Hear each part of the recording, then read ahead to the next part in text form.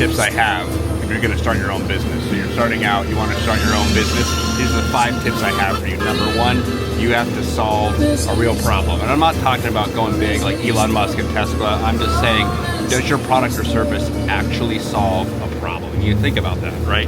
And many industries have many people solving problems, but what problem does your business solve? So people, when you say that, they think, okay, I have to be this big solution to solve this big problem. No, that's not what I'm talking about. It can be any industry that already has a solution, but maybe you have a better solution to a problem.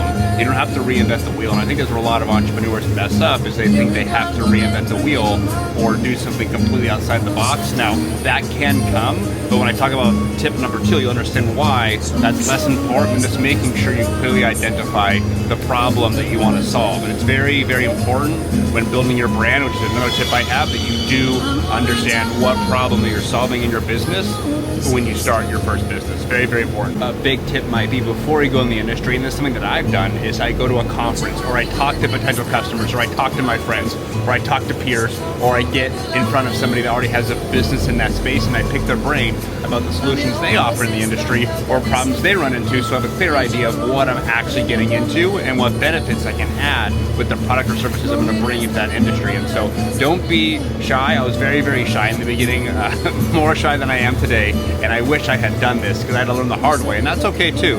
But you have a benefit right now watching this video, listening to me, that you can go to where your customers are going, your potential customers, you can talk to the peers, you can go to a conference and really pick people's brain on what it is they've done, the failures they've done, the solutions they have for a particular product or service in the industry that you're looking to start your first business in. Now, you may have $5,000, $10,000, $500, $100,000, but before you actually start investing in the industry, you want to do a minimum viable product, which a really good book called The Lean Startup I read talks about this. And so you want to invest the littlest amount of money that you possibly can to start the product or service and see if it actually works, and get feedback from your customers, real-time feedback from your staff. If you have staff, granted you have staff, to see if that is actually solving the problem. And so you put a prototype, or you put a base model or service out in the marketplace, you get feedback, and as you get feedback, you want to make sure you have proof of concept. You want to make sure that people will find value in this product or service, they will buy it, they will pay you for it, you'll make money with it. Real quick, while we're talking, that is actually the villa, or was the villa of the starter of Versace. But yeah, when you put a product or a service out in the marketplace, you want to make sure a minimum viable product. Like I said, The Lean Startup is a good book in which you can read. Getting distracted by my girl over here. It's a book that you can read talking about just this, and they actually are an avatar company, and they put out, I guess, avatars for instant messaging. A little bit dated of a book, but still the concept is the same as they put it out. They want to make sure people like the product, they get feedback on the product, and they improve the product in real time to make sure that it actually makes sense for them to spend the money on this product, and they can improve with the money they're making on that product. And the last thing on number 2, and why it's so important, is so many businesses get this idea, they don't talk to anybody, or maybe they show it to their mom or the one friend, and they run with it. They put a bunch of money into it, and kaboom, the business goes under because no customer or client really wants that product that they think that people wanted. And so for me, I want to get as much customer client feedback as I possibly can to make sure I'm getting every need that they have, so my product brings value and they want to buy, and most importantly, rebuy and refer. And so that's why it's so important, because I don't want you guys to lose money or invest and have your business go under for a solution that nobody really wants. It's also super important, but you need to know your numbers. You need to make sure you can make money. I cannot stress this enough. Understanding your burden rate, understanding your margin, understanding your overhead. These are so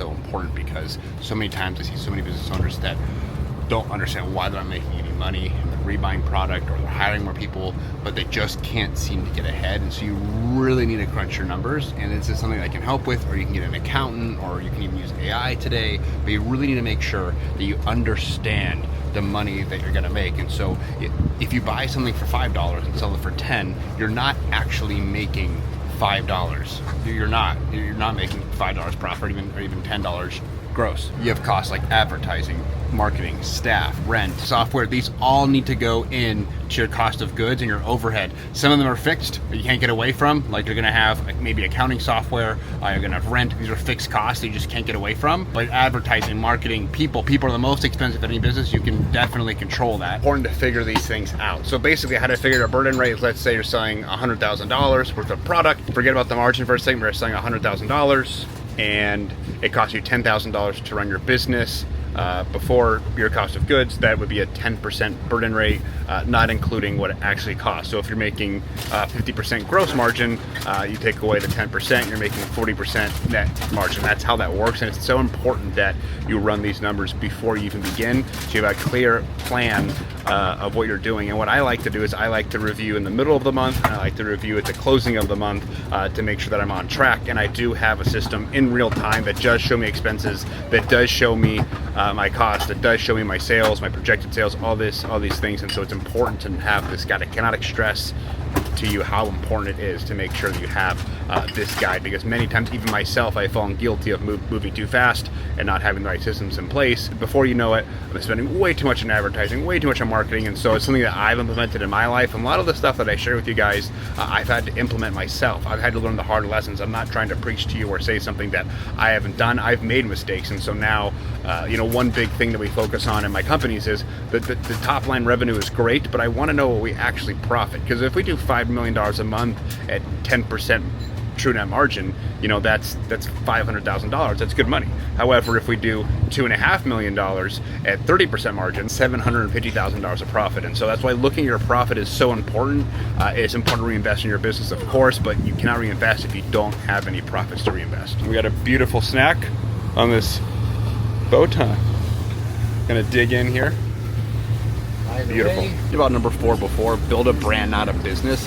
People nowadays, with social media, with all these different apps, with how online the world is today, they want to be able to communicate with a business and a brand. They don't want a corporate business that's cold. They want to believe in a brand. If there's so many options, the world, especially America, is such a consumer market, one of the biggest consumer markets in the world, possibly number 1 or top 10 for sure, I know that.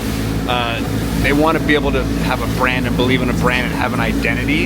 And so even getting your face on camera is a big deal, and making sure you build that brand. And so how do you build that brand? And I've talked about this before, but the key things to build a brand is you have to offer consistent value. You have to know your audience. Get your brand identity. What is it you do? What is it that you offer, right? You need to know your audience. And like I've talked about this before, but you need to go where your audience goes, your customers, your clients, your potential buyers, and talk to them and offer consistent value. And a lot of times for free, solve their problems, talk to them, get their feedback. And so that is why it is so important to build a brand and not a business. People will buy from companies they trust. And so aside from building just a brand, your logo, your identity, you want to get it everywhere, but not just to put it everywhere, we want to have a consistent message. So when people start seeing your logo, they start seeing your brand, start seeing your face, they start realizing and putting value on that, where, oh yeah, I know those guys, I can trust those guys. People see it more and more, and they want to buy into you, they want to buy into the brand, they want to buy into the vision. Number 5, and probably the single most important tip that I can give you guys, is start getting comfortable with selling. If you do not know how to sell, I would say go take 30 days to get a commission-based sales job.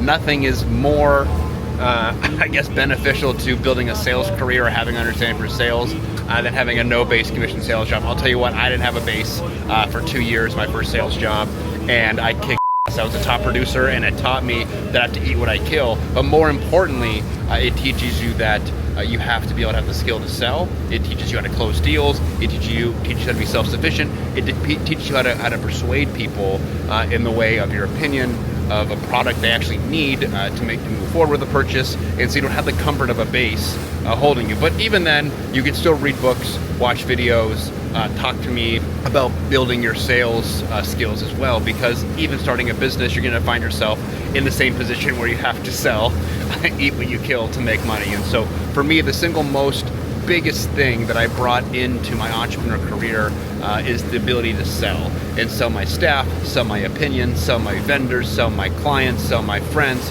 etc.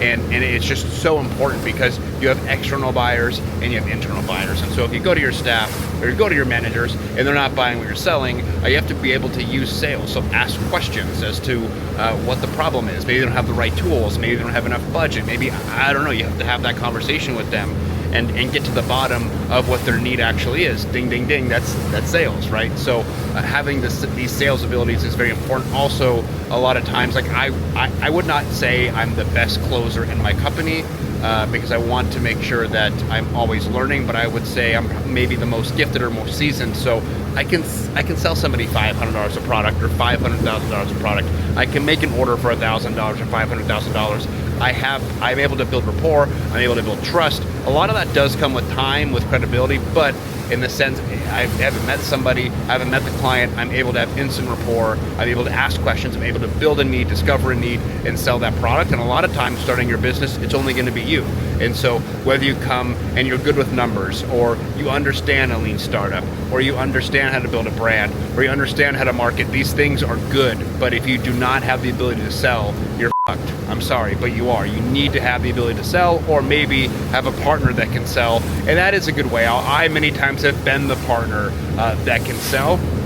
And what I end up doing is I understand that I have to fire myself. And this is something for later on, but I will hire sales professionals underneath me, and I will work with them to mass penetrate the market very quickly.